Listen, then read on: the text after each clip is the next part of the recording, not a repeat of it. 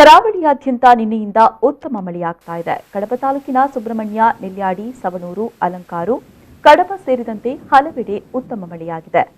ಇದರಿಂದಾಗಿ ನಿತ್ಯ ದುಡಿಯುವ ಕೃಷಿ ಮತ್ತು ಕಟ್ಟಡ ಕಾರ್ಮಿಕರು ಮನೆಗೆ ತೆರಳಲು ಪರದಾಡ್ತಾ ಇರುವ ದೃಶ್ಯ ಕೂಡ ಕಂಡುಬಂದಿದೆ.